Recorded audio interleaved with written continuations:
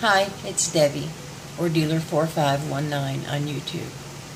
So it comes again that we have people being shot by officers of the law, and in the case in Tulsa that we'll cover first, he didn't even have a gun. In fact, the police woman who shot him said that he was reaching into his car, so she shot him, but the car window was up. So she clearly really didn't understand what it means when you serve the public. It doesn't mean you shoot them when they're standing with their hands up, even if their hands aren't up. He didn't even have a weapon, and he didn't have access to the interior of his car. And so it comes that it was a tragedy. It was horrible. He was 40 years old, and his name was Terrence Crutcher. And Terrence Crutcher was shot and killed by Officer Betty Shelby. The only good news that I have to offer is that Betty Shelby will be tried for manslaughter, or murder in the first degree or second degree. Either way, it's an important charge. Not enough police officers end up going to jail and going to court for their mistakes. I'm not sure if it started in Chicago or if it started in New York, and it really doesn't matter where it started. Right now, as I said before, we need to put a stop to this. Why can we not be a united community? We live in the United States. I mean, we should really not, our first thought be somebody's going to kill me, or I've got to shoot my gun. That can't be the first thought that we each have all the time.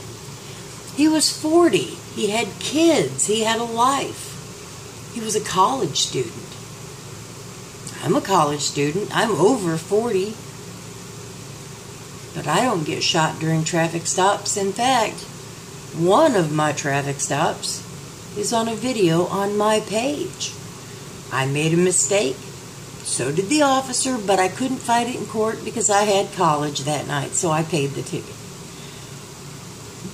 But if I ever see that officer again, I am going to ask him to drive down that road and take a look at exactly where he nailed me doing 42 and a 45, not 42 in a school zone. Skip that, though. Let's go back to the topic at hand. In less than a week after the first shooting in Tulsa, it is impossible for me to report this with a smile on my face, but a man was shot in Charlotte, and in one video, there is no gun. In another video, there's something and it's far away. And then yet in the other video, there's a gun right between the officer's legs as he's leaning over the body. Now, the reason we have so many videos is because we have so many videographers. His daughter was standing there. And I don't know if it was his daughter or his wife that was screaming, "Don't shoot him." She said he had a mental disorder, that he may not be able to cooperate with him, but that he didn't have a gun.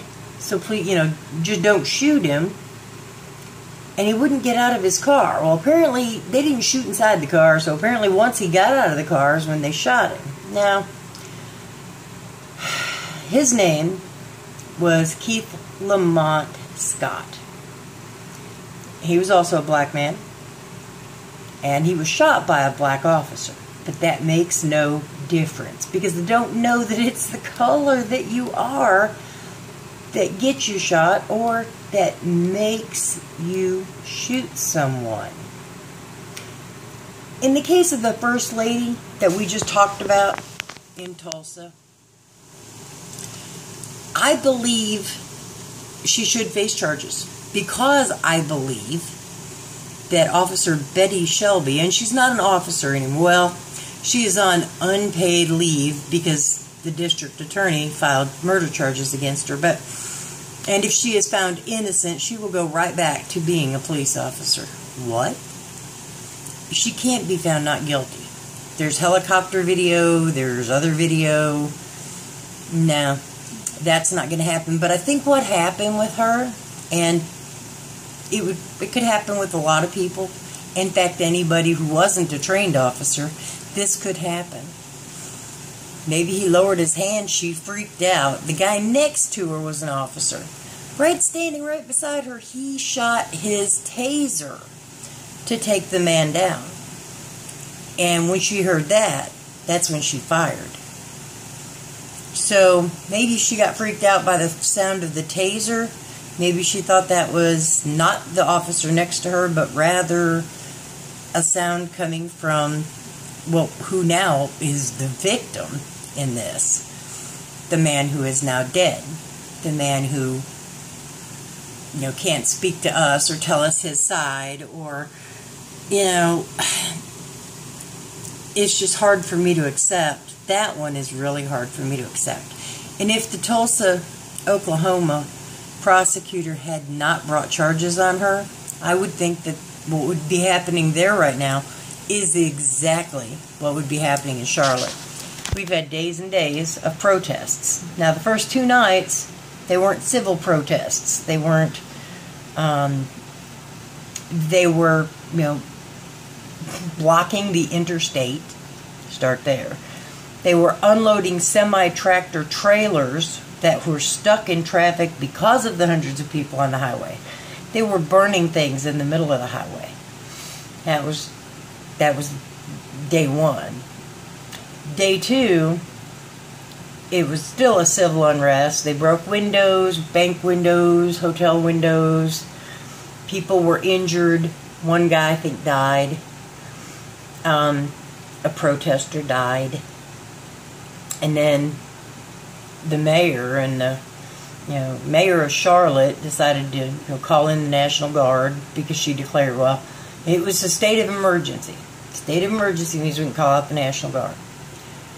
And I know that that's important.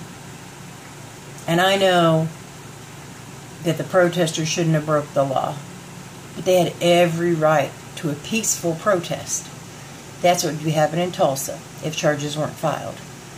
Now, I'll wait this one out. Charlotte will not release the body cam footage from the officers.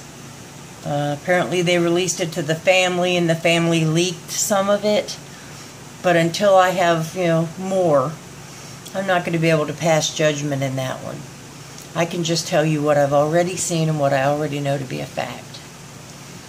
I think we need to come together. I think we need to stop all the shooting. North Carolina should be an open carry state. Alabama's an open carry. We don't even need permits to carry a gun as long as we carry it openly. So there's going to be a lot of people running around with guns. And if that's the case, officers have to get off that trigger. Because just because I have a gun, and even though it might be on me, doesn't mean I'm going to shoot anyone with this gun. I hope y'all have a wonderful weekend. And I'll follow up with these 2 shootings and these atrocities, if I might add, when I have more information. Thanks. Have a great day.